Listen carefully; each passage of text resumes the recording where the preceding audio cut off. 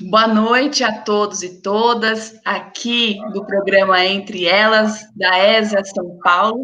Eu sou a professora Paula Monteiro Danese e hoje eu tenho a honra de receber a professora Alessandra Benedito. A professora Alessandra Benedito, ela é doutora e mestre em Direito Político e Econômico, especialista em Direito Processual pela Universidade Presbiteriana Mackenzie.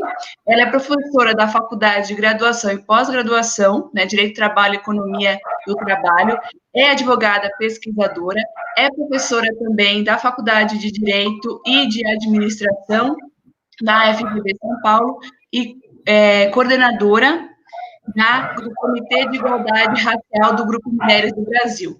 Professora, é uma honra recebê-la no programa dessa noite, né? Já está agora praticamente noite, pelo menos aqui em São Paulo já está tudo escuro. Então, muito obrigada para tratar sobre a questão do racismo cultural, os impactos na vida da mulher, né? Ainda mais a questão do trabalho. Então, professora, muitíssimo obrigada pelo seu tempo, pela sua disponibilidade. Doutora Paula, sou eu quem agradeço o convite. É uma honra estar com vocês nessa tarde para que a gente possa conversar sobre um assunto que é tão importante e cuja a necessidade de tratar sobre ela nunca foi superada. Mas estamos num momento muito propício porque a sociedade também acordou para isso. Isso é verdade, professora, eu concordo com a senhora. A gente está nessa, né, dia 20 aí, a gente tem o Dia da Consciência Negra, né, mas, como a professora a gente vai mencionar aqui, não é apenas um dia, né, não é apenas uma data, assim, a gente tem muita coisa a refletir a respeito. E a propósito, professora, sempre questionam, né, sobre o conceito. Eu sei que a gente teria aí 3 dias ou mais, um curso inteiro para tratar sobre a questão do racismo estrutural, 3 dias só para o conceito, para explicar o conceito. Mas eu acho que seria importante para quem está nos ouvindo, quem vai nos ouvir posteriormente no programa, o que a gente pode entender por racismo estrutural? Porque às vezes acaba gerando muita confusão e as pessoas não sabem se direcionar sobre o que eu posso entender sobre. Professora Paula, posso te pedir licença só um minuto, só para eu fazer a autodescrição, caso haja alguém que seja cego ou com baixa visão, e aí eu já respondo a sua pergunta. Caso na plateia tenha alguém que seja cego ou com baixa visão, eu sou uma mulher negra de estatura mediana, com cabelos crespos até o ombro.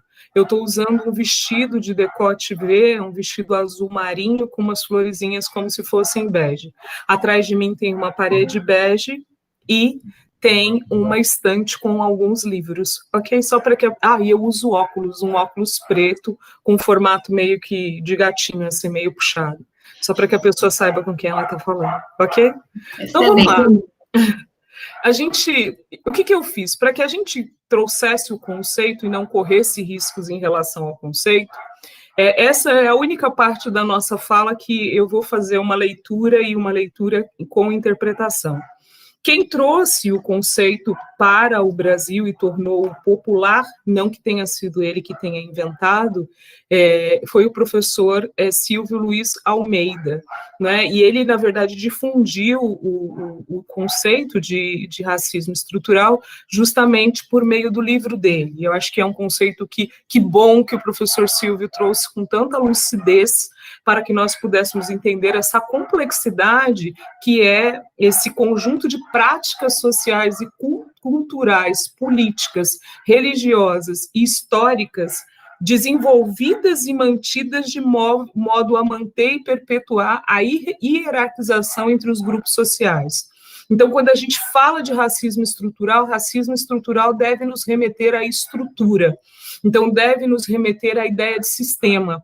E, além de você pensar na ideia de sistema, você precisa pensar numa ideia de sistema que tem práticas e que são práticas reiteradas pela própria sociedade, na qual você consegue hierarquizar um grupo social em relação ao outro. E nesse processo de hierarquização se faz a manutenção de dominações, e aí no caso de pessoas não negras ou de brancos em relação a negros, se faz a manutenção de privilégios, né, e é justamente por conta dessa manutenção de privilégio de dominação que eu acho que o racismo é uma coisa tão difícil de ser superada, né? Porque, na verdade, é a perspectiva de não solidariedade, de não compartilhamento, de não justiça social, mas é a perspectiva de que eu preciso manter, de alguma forma, os privilégios.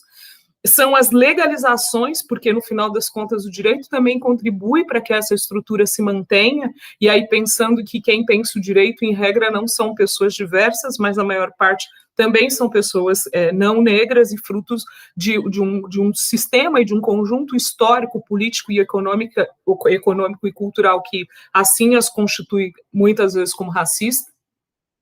E ele é um tipo de racismo que se mantém a despeito de formas de expressão de manifestação individual de racismo, pois está arraigado na estrutura da vida política, na estrutura da vida econômica, na estrutura da vida social, na estrutura da vida jurídica, né? E para a gente transpor a ideia de racismo, a gente precisa transpor as estruturas que mantêm o racismo de pé. E aí, quando você fala, doutora Paula, da questão dessa confusão toda que as pessoas fazem e da complexidade envolvida na definição de racismo estrutural, porque, no final das contas, hoje a gente fala em racismo individual, a gente fala em racismo institucional e a gente fala em racismo estrutural. Tanto o racismo individual quanto o racismo institucional, eles estão dentro do racismo estrutural. Então, é essa perspectiva de que o racismo, para que ele continue esse processo de racionalidade, ou esse processo que cria toda essa discriminação e desigualdade, bem como essa manutenção de poder e de dominação e de privilégio, ele está estruturado e arraigado em toda a sociedade. E aí, eu acho que, citando o próprio professor Silvio Almeida, ele diz que quando ele diz que está estruturado e que nós vivemos numa sociedade racista, isso não significa que nós não tenhamos a obrigação de superar isso. Muito pelo contrário, mas é que conhecer como isso se estrutura faz com que a gente entenda por que o racismo se consolida e por que a sociedade se organiza de forma a manter essa estrutura de racionalidade, que também é uma estrutura de poder, de manutenção de poder de um ser humano em relação ao outro, mesmo que a gente esteja falando de mais de 50% da população brasileira. Uma vez que hoje a gente tem aí cerca de 56% da população brasileira que auto se declara preta ou parda. E eu costumo dizer que isso porque a gente não tem dados atualizados, nossos dados estatísticos estão bem desatualizados, e a gente não conseguiu realizar o censo que deveria ser, ele é decenal, ele deveria ser feito nesse ano, e ele não foi feito. E além dele não ter sido feito por conta da pandemia, é óbvio que é por força maior, a gente provavelmente vai ter alguma alteração, inclusive na metodologia, para poder abrir um pouco isso, né? E olhar para esse momento, que é um momento tão crítico para a população negra. Excelente, professora. Acho que foi uma explicação super clara sobre o conceito do racismo estrutural. Eu tenho buscado ler cada vez mais sobre, eu me considero aí uma pessoa ignorante em relação ao tema, e quanto mais eu leio, eu me sinto mais ignorante em relação ao tema. Eu acho que é um diálogo que realmente falta. As pessoas, acho que nesse exato momento, eu vejo um movimento, mas talvez, eu sempre falo para os alunos, né, a gente acaba vendo numa bolha, né? Cada um tem a sua própria bolha, mas eu vejo um movimento positivo de pessoas buscando saber sobre, né? Não vendo uma questão de fato, mas de onde viemos e quais são as consequências, como a professora muito bem mencionou. E aí, pegando até um pouco o gancho, professora, do que a senhora mencionou em relação ao racismo e à questão do Covid, houve aí algum impacto com relação à pandemia e a questão do racismo ou a questão da discriminação? Como que a senhora enxerga esses impactos? Tá. Paula, obrigada pela pergunta, excelente pergunta. Na verdade, a pandemia, ela só fez evidenciar aquilo que nos constitui e de que forma que o racismo se estrutura e se reestrutura dentro de uma sociedade que escravizou durante quase 400 anos pessoas negras, trazendo-as obrigadas da África. Do que a gente está falando quando a gente fala de pandemia? A pandemia, ela evidenciou, na verdade, todo o processo de vulnerabilidade, de precariedade que vive a maior parte da população negra. Então, quando a gente fala de um tempo pandêmico e a gente continua na pandemia, apesar de, das vezes, a gente ter a impressão de que a vacina chegou em alguns recantos e em outros não, mas, para além disso, a gente continua na pandemia e continuamos vivendo com riscos, e riscos que afetam com mais incidência a população negra. Por quê, Alessandra? Afeta com mais incidência a população negra e, de uma forma especial, afeta a mulher negra. Eu acho que a primeira coisa que a gente precisa olhar é que a população negra, em regra, ela tem acesso a menos direitos fundamentais que quaisquer outros grupos populacionais étnicos que a gente tenha sobre o território brasileiro. E o que isso significa? A Alessandra está dizendo para mim que não existem pessoas não negras que vivam em condições de miserabilidade. Não é isso que eu estou te falando. Só estou dizendo que, proporcionalmente, as pessoas negras são quem vivem em maior número em condição de precariedade e de vulnerabilidade. E por que você está dizendo, então, que não se tem direito ou se tem menos acesso ou direito a direitos fundamentais? Que a própria cidadania, essa perspectiva de ser cidadão, na verdade, ela vem de alguma forma cindida, ela vem de alguma forma partida. Porque você precisa lembrar que a Covid, ela é uma doença que, primeiro, afeta aquele que afeta com maior incidência, com maior probabilidade de morte, pessoas que já tenham comorbidades. A maior parte dessas comorbidades são doenças que a população negra carrega com maior incidência, como é o caso do diabetes, como é o caso da pressão alta, como é o caso da obesidade mórbida, entre outras coisas. Para além da questão da saúde, e aí a gente está falando também de segurança alimentar, e que a população negra são muitas pessoas, na verdade, que vivem em condição de vulnerabilidade e que vivem abaixo da linha da pobreza, elas não têm segurança alimentar para poder manter corpo forte, saúde forte. Se essa saúde, de alguma forma, for abalada, ter acesso à saúde, ter acesso ao sistema de saúde, seja o sistema de saúde pública, que é óbvio que a gente precisa dar os parabéns para todos os profissionais da área da saúde que têm lutado arduamente nesses últimos 8 meses, mas a gente sabe da precariedade do nosso sistema de saúde pública e da dificuldade da população negra em ter acesso, por exemplo, à saúde privada, que é onde a maior parte das pessoas conseguem se recuperar da doença justamente por conta da assistência, e eu não estou dizendo com isso que o SUS não tenha cumprido e que venha cumprindo seu papel, porque ele vem cumprindo seu papel e cumprindo seu papel com maestria, mas os profissionais têm feito um esforço sobre-humano para poder garantir que isso aconteça. Você tem a questão da própria moradia. A maior parte da população negra vive nas regiões periféricas do país, muitas em situação de comunidades com precariedade no espaço físico onde se mora, ou seja, o espaço físico onde se mora é muito pequeno, além de ser pequeno, não tem água potável ou não tem espaço físico para que todas as pessoas da família, de alguma forma, estejam acomodadas, e não tem água para que se faça a higiene da forma que é necessária. Não se tem água, não se tem sabão em quantidade suficiente, né? E, para piorar a situação, essas pessoas são as pessoas que ou não pararam de trabalhar ou perderam, em grande parte, os seus empregos assim que a pandemia começou. Então, pensando que a maior parte dos trabalhadores domésticos são mulheres negras, essas mulheres negras acabaram perdendo os seus postos de trabalho, seja no trabalho doméstico, ou seja, em outras funções que são funções ligadas ao trabalho informal ou ligado a um trabalho precário. A população negra é sempre, quando a gente fala em crise de mercado de trabalho, ela é sempre a primeira a cair do mercado de trabalho formal e geralmente os últimos a voltar.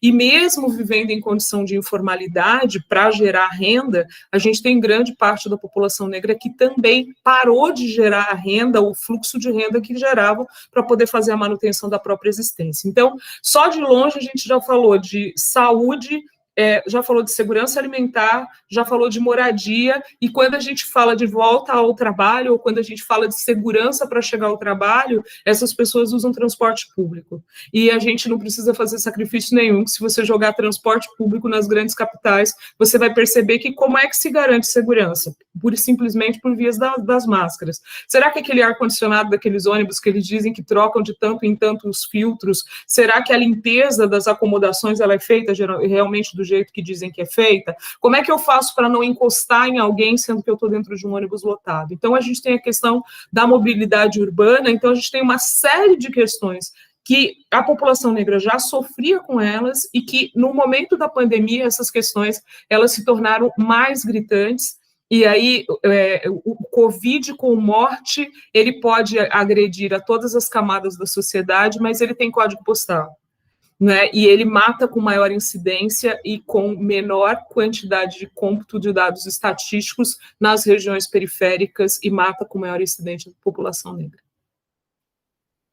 Nossa, professora, foi, assim, uma verdadeira aula, essa resposta, essa pergunta, e de sensibilização, além de tudo, em relação à questão, como a senhora mencionou, o impacto, ele vai para diversos setores, né, da vida da pessoa, e às vezes a gente foca só na questão da saúde, esquece da questão do transporte, ou esquece da segurança alimentar, sendo que está tudo junto, né, sendo que a gente pensa no princípio da dignidade da pessoa humana, e cadê ele nesse exato momento, quando a gente tem tantas micro-violações ou macro-violações, como a senhora mencionou. Eu estou até emocionada com a sua resposta, professora, acho que é uma sensibilidade que por isso mesmo que eu acho que o programa tem esse grande potencial para as pessoas poderem assistir e reassistir, para poder aí aprender com a senhora. Então, partindo para a nossa próxima questão, aí unindo também o que a senhora mencionou sobre as mulheres negras, né? O racismo, ele impede a mulher de fruir plenamente dos seus direitos, né, por diversas formas. Em relação à mulher negra, de uma forma ainda mais latente. A gente até viu o último fórum sobre a violência no Brasil, a violência em relação à mulher branca diminuiu, em relação à mulher negra aumentou, né? Não dá para falar que isso foi uma questão de coincidência. E como que a senhora pode aí exemplificar para os nossos ouvintes esse impedimento que as mulheres negras têm em relação à fruição dos seus direitos?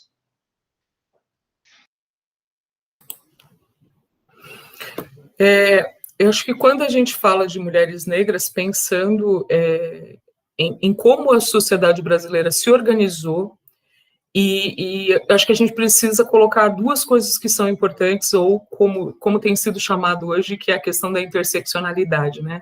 A gente vive numa sociedade que ela é racista, mas que, para além dela ser racista, ela também é sexista e ela é machista, dependendo do que a gente está tratando. Inclusive, quando a gente fala de violência, quando a gente fala de violência doméstica, nos mais diversos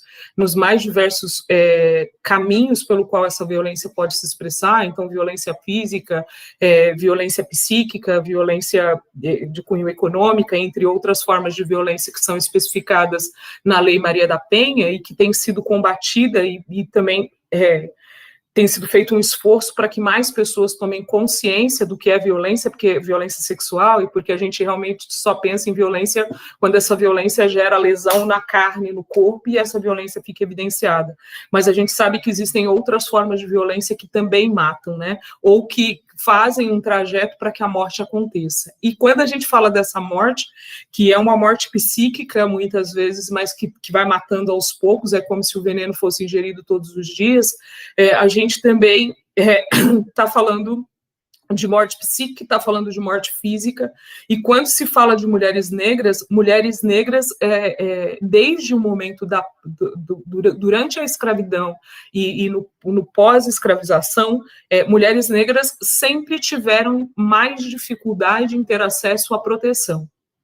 Elas sempre tiveram mais dificuldade em ter acesso aos direitos sociais, que são os direitos sociais básicos. Então, você pega a população negra tem mais dificuldade. Se você colocar isso dentro de uma outra perspectiva pontual, que é olhar para a questão das mulheres e meninas negras, você vai perceber que o impacto dessas múltiplas violências e das múltiplas agressões e do não acesso à dignidade da pessoa humana ao direito ou aos direitos humanos, para as mulheres negras ele é sempre mais forte. E o que isso significa? Isso significa que essas mulheres Por exemplo, vamos pensar no seguinte, quando uma mulher negra sofre assédio sexual ou assédio moral, em regra, ela tem uma coisa que se chama microinvalidação. Em regra, as pessoas elas não acreditam naquilo que ela fala. Se for no ambiente de trabalho, não acreditam e depositam a culpa sobre as costas dessa mulher. Você tem a mulher negra sendo objeto, colocada como objeto e colocada como um objeto de desejo dentro de um processo de coisificação, no qual essa mulher é inferiorizada. Você tem a mulher negra, por exemplo, pensando em saúde, como a gente conversou agora há pouco, você tem a mulher negra, por exemplo, no momento do parto, nós temos registros de mulheres negras recebendo menor quantidade de anestesia no momento de ter os seus bebês. E não existe nenhuma comprovação científica de que uma mulher negra e uma mulher não negra tenham coeficientes de dor distintos que possam fazer com que uma mãe negra, no momento do parto, tenha que sofrer mais dor do que uma mãe não negra. Do que a gente está falando? A gente está falando de um momento que é um dos momentos mais especiais da vida de quem opta por parir, e a gente está dizendo que essas mulheres precisam suportar mais dor, sob o viés inconsciente de que elas possuem corpos mais fortes e que, portanto, podem suportar parir com mais força. Meninas negras dentro das instituições escolares sofrem maior impacto e discriminação em razão do cabelo, em razão do formato do nariz, do corpo, em razão de características físicas, do fenótipo que nos constitui, e especialmente o cabelo. Meninas negras sofrem muito. E quando a gente fala de meninas negras e quando a gente pensa em acesso a direitos fundamentais, meninas negras vão para o mercado de trabalho, formal ou informal, muito mais cedo do que meninas de quaisquer outros grupos raciais. E por que eu vou falar disso? Não pelo trabalho, mas por o que é negado a essas meninas, que é o direito a brincar. Muitas vezes é o acesso e a permanência na educação, quando a gente pensa em educação básica, porque a prioridade pode não ser necessariamente estudar, mas a prioridade pode ser ficar dentro de casa e ajudar nos afazeres domésticos. Então, quando a gente fala de divisão social e de divisão sexual do trabalho, todos os impactos dessa divisão social e sexual do trabalho também são mais pesados sobre os ombros de meninas e mulheres negras. E isso começa mais cedo e termina mais tarde, porque elas também têm dificuldade de acesso à proteção social. Proteção da Previdência Social, ela é dada àqueles que conseguem contribuir, ou se você não contribuiu, ela será muito minimalista ao final da vida. Isso significa trabalhar até a hora da morte. Então, eu acho que é uma somatória de coisas que, dentro da interseccionalidade de ser mulher, de ser negra, e de ser mulher trans, de ser mulher com deficiência, tudo isso pode ser muito agravado enquanto condição de preconceito, de discriminação, de se colocar à margem como alguém que não tem direito a ter direitos, inclusive com sobreposições, quando a gente fala de meninas e mulheres negras. Excelente resposta, professora. Acho que isso demonstra realmente um direito básico que nós temos, que é a ideia do acesso à justiça, mas ele sozinho não é um direito que a gente consegue realmente efetivar.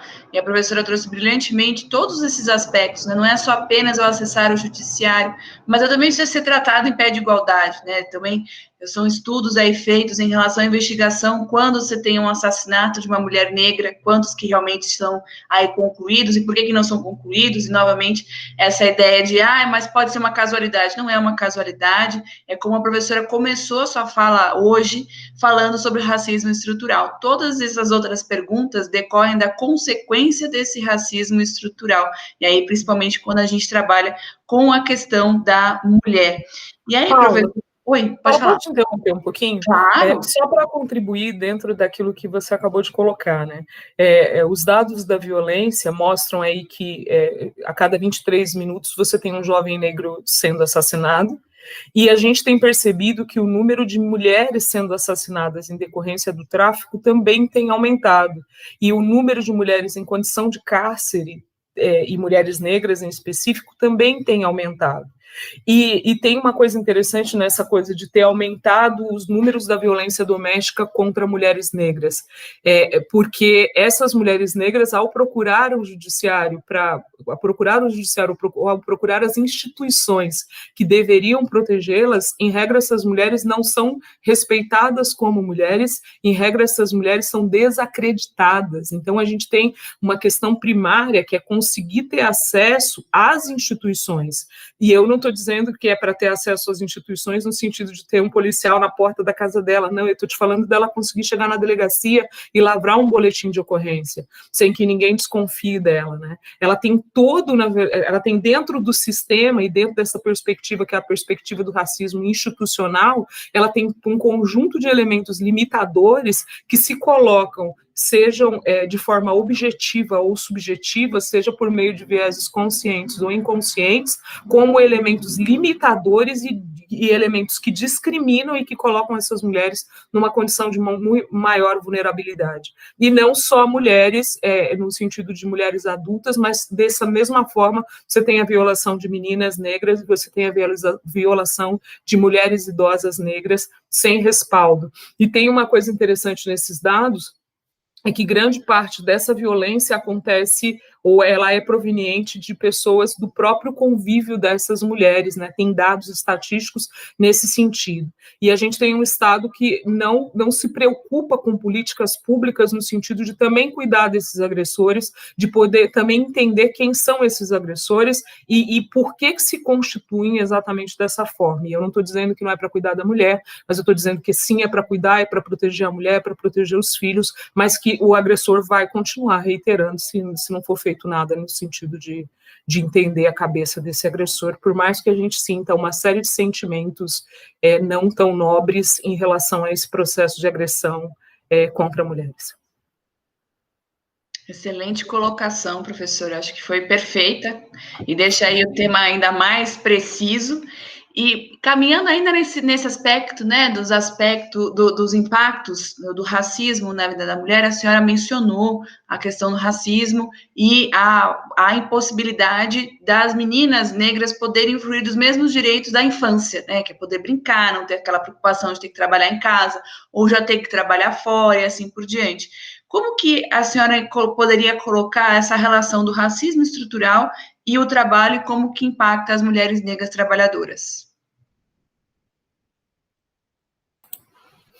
Então, partindo da perspectiva de que o racismo estrutural tem em seu eixo essencial a dominação e a ideia de diminuição de alguns indivíduos em detrimento do outro, e olhando para aquela perspectiva que a gente trabalhou da interseccionalidade, que é a discriminação em razão do sexo e a discriminação em razão da raça ou quaisquer outras formas de interseccionalidades que possam se sobrepor à questão da raça. Então, você tem raça, tem classe, tem a questão de gênero, tem a questão de ser portador de alguma deficiência, tem a questão da regionalidade, você tem uma somatória de coisas que podem, de alguma forma, se conectar e fazer com que esse processo ainda se agrave mais.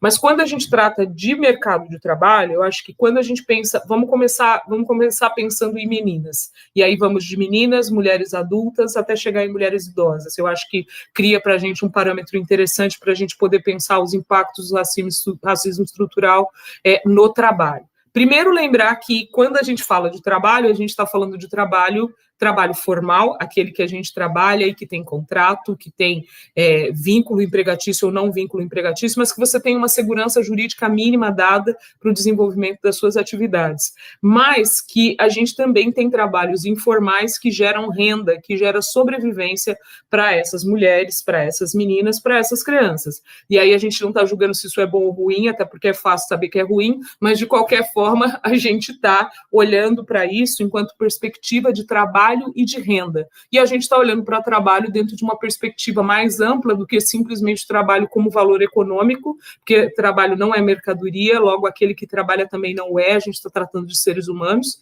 e trabalho também tem que ter valor social. Então, trabalho também gera pertencimento, né? Gera reconhecimento. E quando a gente fala desse processo de reconhecimento, então vamos olhar para meninas. Meninas negras, em regra, começam a trabalhar mais cedo do que qualquer outro grupo, como a gente já conversou. E são geralmente nas tarefas domésticas ou naqueles trabalhos que são trabalhos precários ou trabalhos, às vezes, que chegam a beirar o trabalho escravo ou análogo a escravo, que essas meninas vão encontrar seus redutos. E aí, quando a gente fala de trabalho doméstico, para meninas negras, a gente fala do trabalho doméstico que acontece dentro do próprio espaço da casa delas, ou do trabalho doméstico que é prestado por um terceiro, que é aquele trabalho doméstico que ela vai para a casa de alguém, e geralmente ela vai para a casa de alguém com a esperança de que vai ter uma vida melhor indo para a casa dessa pessoa, e, em regra, o que ela encontra no lugar onde ela vai é uma vida sem descanso, e geralmente sem descanso e sem a possibilidade de ter acesso à educação formal e acesso a essa mudança transformadora de vida. E, para completar a situação, infelizmente, algo que era muito comum durante o processo de escravização do negro no Brasil, ou de escravidão, a gente, ainda nos dias de hoje, a gente tem violência sexual acontecendo contra meninas negras com maior incidência do que qualquer outro grupo. Elas são menos protegidas, e dentro dessa perspectiva de exploração de trabalho doméstico, muitas vezes essas meninas, elas são assediadas e elas são abusadas sexualmente por pessoas que residem dentro desses espaços físicos e que, teoricamente, disseram às famílias dessas meninas que iriam protegê-las. Então, você tem a questão do trabalho e do esgotamento físico, do não acesso à educação, do não direito à brincadeira, da exposição à possibilidade do assédio moral e do assédio sexual, e muitas vezes não só do assédio, mas como a consumação do estupro, e do estupro de forma continuada, porque como ela não tem para quem gritar, ela, em regra, fica anos até que ela tenha condições de sair daquele ambiente e contar para alguém que acredite nela, porque tem isso também, né? Precisam acreditar para que ela consiga se libertar, contar para alguém que acredite nela para que ela possa sair daquele reduto. Então, a menina negra, ela corre risco disso. E aí a gente precisa lembrar que a gente vive num Brasil de vários Brasis, né? Que nem tudo é igual do Ayapoca ao Achuí, muito pelo contrário. A gente tem uma multiplicidade de comportamentos e de cultura que podem levar a essa conduta, e que famílias podem entregar seu bem mais precioso para que outras famílias lhe tirem, por exemplo, do campo e levem para a cidade, na esperança de que essas meninas, de alguma forma, terão uma vida melhor do que aquela que elas teriam se elas estivessem nas casas delas, o que nem sempre é verdade. Mas, ou na maior parte das vezes, não. E dentro da própria casa tem a questão de que essas meninas são responsáveis, às vezes, pelos irmãos menores, elas são responsáveis pelos idosos e pelos doentes que estão na casa, uma vez que a gente tem o problema da própria divisão sexual do trabalho, e nessa divisão sexual do trabalho, o trabalho de cuidados fica renegado às mulheres, se essa mãe, se essa avó, porque às vezes você tem um fluxo geracional de 4 gerações em 60 anos.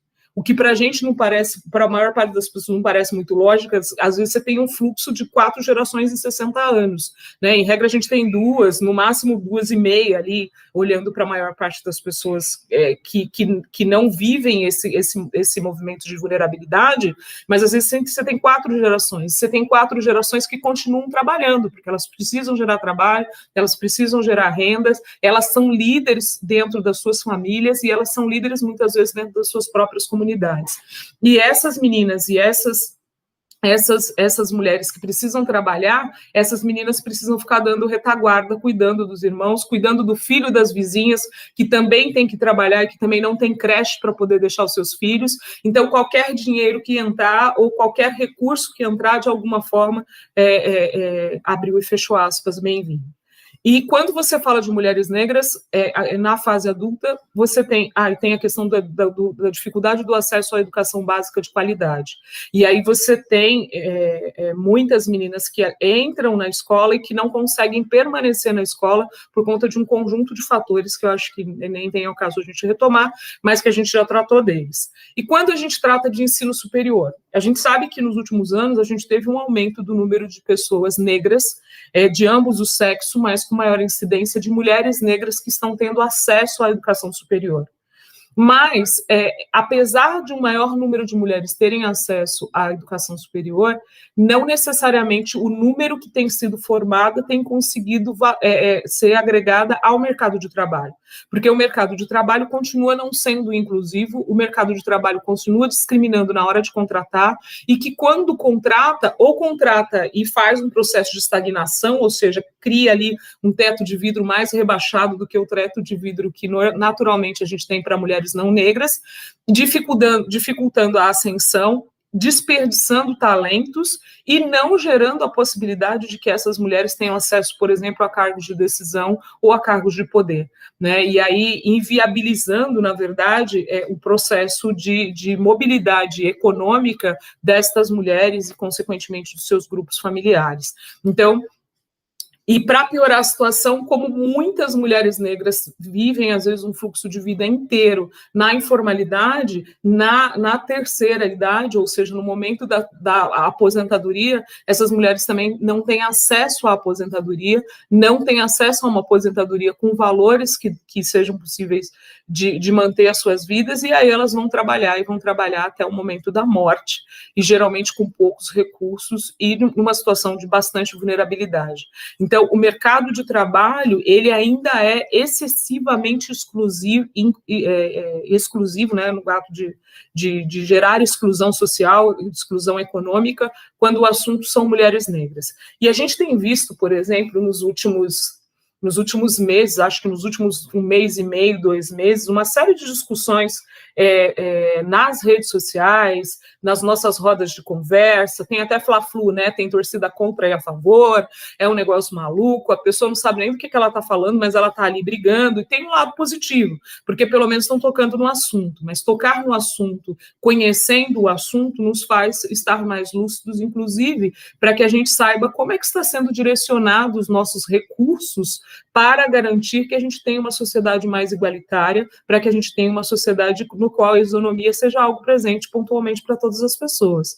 E quando a gente fala de legislação, por exemplo, nosso problema, eu acho que ele nem essencialmente está na legislação. A gente tem algumas coisas que a gente precisaria reparar, eu não tenho dúvida, mas o nosso problema principal está na materialização daquilo que a igualdade formal nos deu. Então, nós temos legislação constitucional, a gente tem legislação infraconstitucional, a gente tem todos os tratados aos quais o Brasil é signatário, que tratam de princípios de não discriminação, ou de uma sociedade que se organiza sem discriminação, no sentido de discriminação para colocar quaisquer grupos humanos em condição de desigualdade em detrimento de outros. E aí você está falando de acesso, você está falando de salário, mulheres negras recebem menos, mesmo tendo o mesmo conjunto de competências e habilidades que seus pares, e se faz isso com uma cara dura, desculpa a expressão, mas é isso mesmo, se faz isso com uma ausência de vergonha, como se o trabalho de uma mulher negra tivesse um valor menor do que o trabalho de quaisquer outras pessoas. Então, você tem dificuldade no acesso, você tem dificuldade na remuneração, você tem dificuldade na ascensão, e você tem, na verdade, uma maior vulnerabilidade ao desemprego.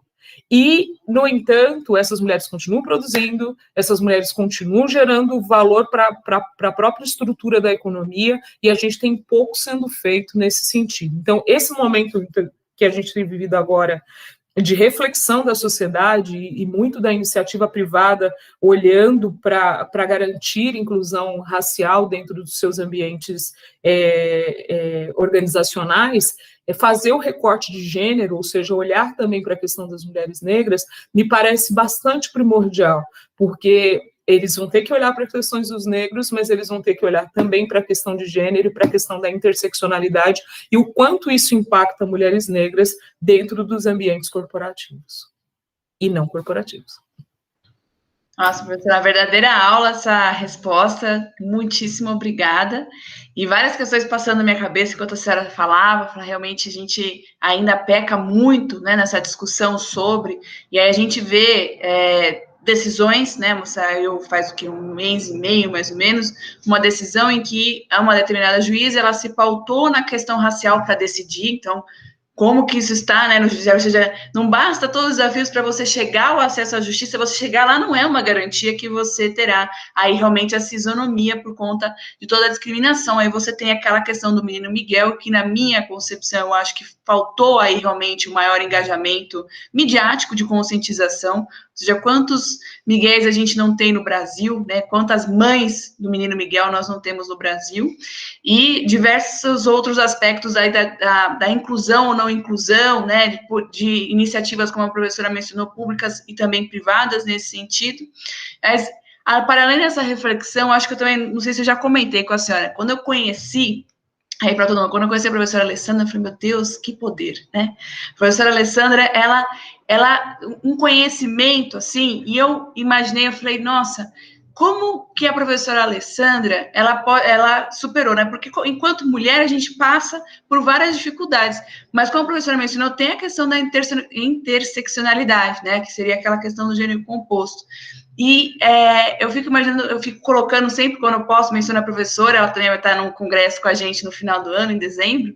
Então, essa questão da educação, né, da formação, quantos desafios a professora pode ter aí enfrentado, e com certeza enfrentou, né, ter feito direito, etc. Então, acho que é uma oportunidade gigantesca poder aprender com uma pessoa que traz ali uma bagagem incrível e consegue tratar de uma forma muito clara. A professora Alessandra sempre foi muito objetiva. Em qualquer tipo de assunto, a professora sempre foi muito objetiva e muito clara.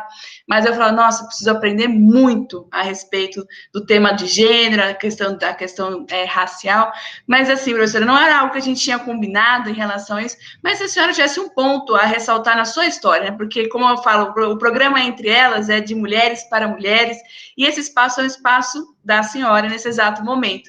Então, eu sei que a gente tem mais um ponto a tratar, mas a gente está bem ainda no tempo, sei que a senhora tem aula logo em seguida, então eu vou ir rápido nesse ponto. Mas se a senhora pudesse ressaltar um ponto na sua trajetória, né? Porque às vezes a gente não sabe, mas nós somos exemplos para outras pessoas. Eu tenho certeza que a senhora é exemplo para muita gente. Que a senhora poderia aí ressaltar na sua trajetória para alguém que quer entrar no direito, ou que está na faculdade de direito, ou que está se formando, passando por dificuldades, enfim, ou pensa na questão, não é nem do direito, mas pensa na questão da justiça social. O que a senhora poderia ressaltar na sua trajetória, professora? Eu sei que tem várias coisas, mas se a senhora pudesse ressaltar uma nesses 5 minutos.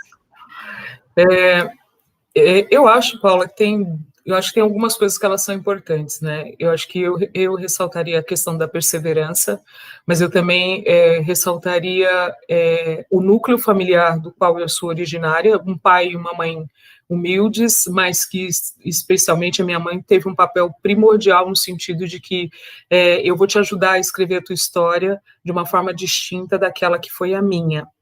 E, se for preciso, eu darei a minha vida para que isso aconteça. E eu acho que isso foi muito relevante, e ainda que não seja a vida no sentido mais profundo do que isso signifique, ela estava ali, literalmente, dia após dia, auxiliando na multiplicidade de coisas que podiam se interpor como desafios, e que ela olhava e dizia assim, é um desafio, só que são 00:30, amanhã se levanta às 4. Ok? Vai dormir.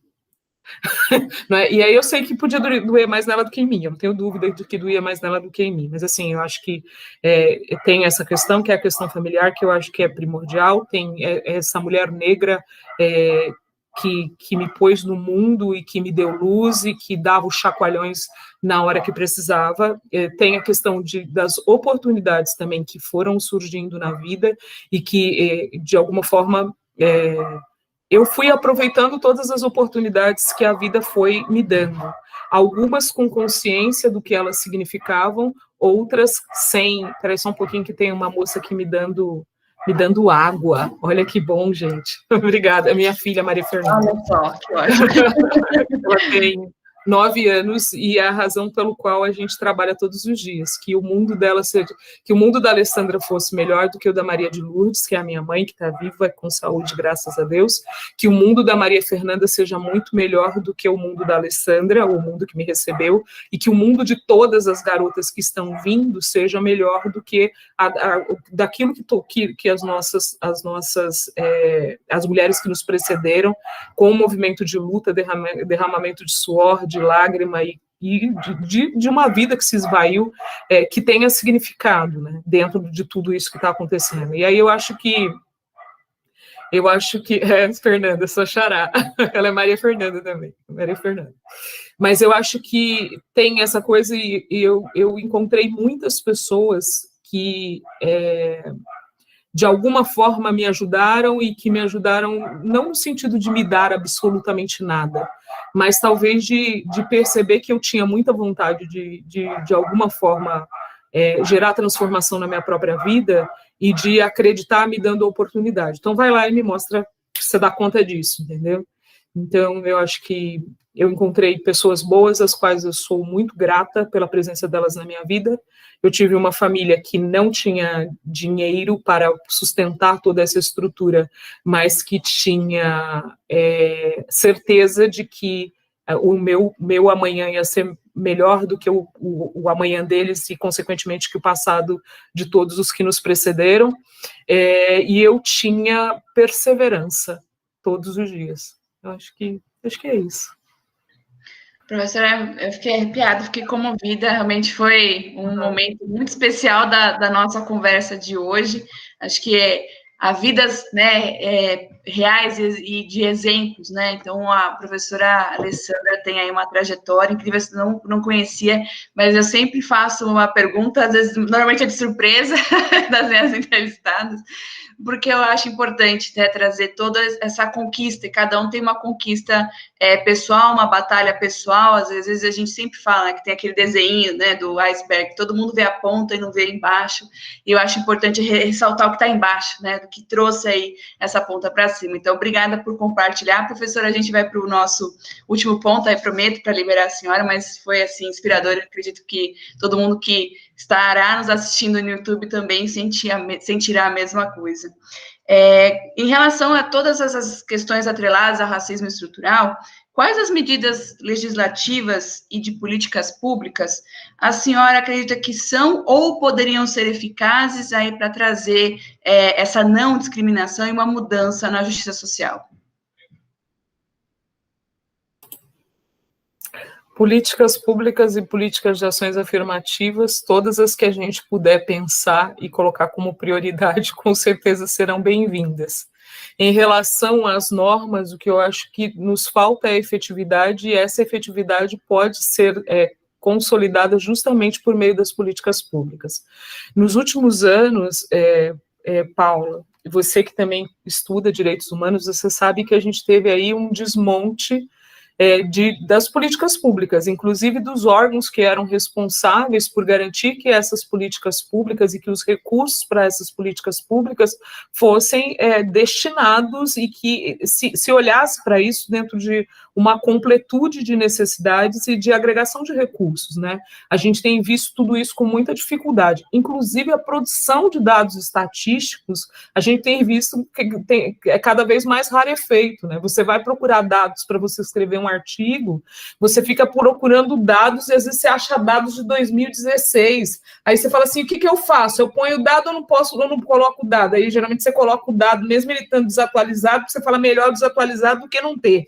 Não sei se você tem essa sensação quando você está escrevendo, mas eu tenho, né? E eu gosto dessa, não é? Você fala, e agora? O que eu faço com isso? E geralmente está ligado a todos os direitos sociais, inclusive em relação à questão de gênero e à questão racial. Você pouco acha de dados estatísticos você pouco acha de dados estatísticos que possam te ajudar a fundamentar tudo isso que a gente está conversando. E especialmente para os descrentes, e não só para os descrentes, mas para a própria metodologia de criação de políticas públicas, esses dados estatísticos, eles são primordiais, porque, na verdade, quando a gente fala de políticas públicas, você está falando de um processo de seleção de prioridade, né? É o Estado sentando e olhando o que eu tenho que é prioridade, e qual que é a prioridade da prioridade que eu não consegui, seja por institutos normativos, seja por meio da própria organização e história da sociedade, o que eu não consegui superar. E quando se trata de racismo estrutural, quando a gente fala do racismo estrutural e as consequências na vida da mulher negra, você tem uma série de coisas que elas não conseguiram ser superadas, ainda que a gente tenha institutos normativos que digam que nós somos todos iguais, ainda que você tenha institutos normativos que tenham um princípio de não discriminação. Nada disso conseguiu garantir que a mulher negra saísse da condição em que estava. Né? Dentro da perspectiva lá do nosso gráfico de barras, ela é a única que não consegue ter mobilidade, ou seja, ela não troca de lugar com nenhum deles. Né? O homem branco também não sai do lugar dele, mas o lugar dele ainda é um lugar de privilégio. Agora, todos os outros, a mulher branca ela troca de lugar com o homem negro por conta da questão do sexismo, né? E do machismo. Então, dependendo do que for, ela troca de lugar por conta dele ser homem. Mas você ainda tem uma mobilidade. Quando você fala de mulheres negras, não, você tem a invisibilidade como uma característica que vem para elas. Então, eu acho que, primeiro, garantir que os institutos normativos que nós já temos sejam institutos normativos que garantam essa justiça social. Compreender que, para que eu tenha um verdadeiro processo democrático, eu preciso que todos se sintam como cidadãos e cidadãs. E que essa cidadania não seja uma cidadania para poucos, mas que ela seja uma cidadania para todos, né? Porque, afinal de contas, eu não sei se vocês sabem disso, mas mulheres negras são as que são mais impactadas por tributação. Infelizmente, quem menos tem é quem é mais tributado. E a gente tem a gente tem trabalhos de pesquisa, inclusive de doutorado, tratando sobre o assunto, né? Mas esse é um assunto longo para a gente tratar num outro momento, mas elas são mais impactadas pela tributação e que elas na verdade, não têm recurso para ser correndo, né? Pensando em mulheres negras em condição de vulnerabilidade. E nós somos tributados o tempo todo, né? Em tudo. Só que para elas não tem o que fazer, você tem menos recursos, você tem menos entradas, continua tendo necessidade, você tem altos níveis aí de tributação, mas aí a gente conversa num outro momento a respeito disso. Mas pensando nisso, a agenda pública precisa continuar se preocupando com essa desigualdade, os atores sociais, sejam eles fruto da organização do próprio Estado ou da iniciativa privada, precisa se preocupar com essa desigualdade entre os grupos raciais e se preocupar com o fator da interseccionalidade, que coloca mulheres negras numa condição muito maior de vulnerabilidade. Lembrar que grande parte dos lares monoparentais são sustentados por mulheres negras, e lembrar que mulheres negras são excelentes gestoras e que elas são líderes por natureza. Uma mulher que consegue alimentar um grupo de pessoas com um pouco de fubá e um tanto de água, ela dá comida para 10 crianças, ela deve ser excelente gestora de poucos recursos, ou ela é gestora da escassez. Imagine se ela tiver abundância para ela poder gerir. Né? Liderança é palavra de ordem para mulheres negras desde o momento em que ela nasce, porque ela precisa liderar a casa dela, ela precisa liderar a vida dela, e ela precisa liderar muitas vezes a vida do grupo familiar ou da comunidade na qual ela faz parte. Não raras vezes você percebe, quando está relatando alguma coisa de comunidade, você percebe mulheres negras que não tiveram acesso à educação formal e cuja sabedoria e cuja formação não acadêmica fez dessas mulheres fantásticas. E eu não estou desvalorizando, mas eu estou dizendo que elas também devem ser reconhecidas pela sua sabedoria e que as pessoas devem ter direito a escolher qual caminho vai seguir. Né? E o que acontece na maior parte com mulheres negras é não ter direito a ter direitos, e que também é o que acontece com homens negros, mas com mulheres negras com uma incidência maior, Paulo. Professora, foi incrível essa resposta, acho que é realmente isso. Não há, de nenhuma forma, né, ter ressalva, né, que a professora mencionou, da liderança da mulher negra. Eu acho que é justamente o contrário, eu acho que a gente precisa realmente dar esse espaço, nós enquanto sociedade, nós enquanto sistema político, nós enquanto sistema jurídico, porque do pouco que eu leio, do pouco que eu li, né? Eu leio bastante, mas eu sempre sinto que eu não leio o suficiente sobre o tema. Eu acho que é um processo de anulação de direitos. Não basta, não é somente o acesso, mas a anulação de direitos, né? A anulação da própria a própria existência, né, de poder exercer da mesma forma os atos comuns, né, como a professora mencionou. Então, a anulação de direitos é algo que marca, como a professora falou, né, não é só aquela violência física, a violência psicológica, né, você deixar a pessoa acreditar que ela não poderia, que ela não pode sair. A professora mencionou um aspecto aí fático, ou seja, a mulher negra não consegue mudar. E não é por uma questão dela não querer, é porque a gente tem uma estrutura, infelizmente, que impede que isso aconteça.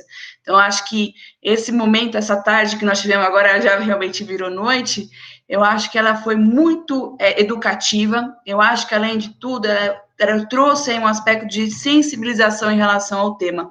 Então, professora, eu só tenho a agradecer, como eu prometi de liberar a senhora para a sua aula. Eu fico imensamente feliz e honrada de recebê-la no programa Entre Elas, poder aprender mais, cada vez mais. Agora estou mais curiosa em relação a vários temas, já quero ler várias coisas, já vou pedir textos para aprender. Mas essa questão, né, não é só uma questão diretamente atrelada a direitos humanos, mas a questão de direito tributário, essa parte eu não sabia em relação à mulher negra. Então, para a gente poder aí se conscientizar. Então, a ESA, ela liberou para algumas pessoas poderem assistir conosco, mas outras pessoas irão nos assistir no YouTube. Então, eu só tenho a agradecer àqueles que estão nos ouvindo e que vão nos ouvir por essa tarde, agradecer ao tempo da professora Alessandra por compartilhar os seus conhecimentos conosco hoje. Posso? Claro. Eu só queria agradecer, Paula, obrigada pela oportunidade de aprendizado, oportunidade de compartilhar e de refletirmos juntos e juntas. Eu acho que nós somos só mulheres aqui, pelo menos na tela. Agradecer a cada uma das meninas e se tiver algum rapaz também, muito obrigada por ter estado conosco. Esse processo de reflexão é um processo de reflexão continuada. Eu vi que a Larissa está aí, um abraço, muita saudade de você. E foi um prazer ter estado aqui com vocês e ter feito esse bate-papo. Que venham outras oportunidades e sucesso, porque o programa é muito legal. Muito obrigada, professora. Até dezembro no Congresso. Muitíssimo obrigada, boa aula e até breve. Muito obrigada, pessoal. Até mais. Da São Paulo. Tchau, tchau. Tchau, tchau.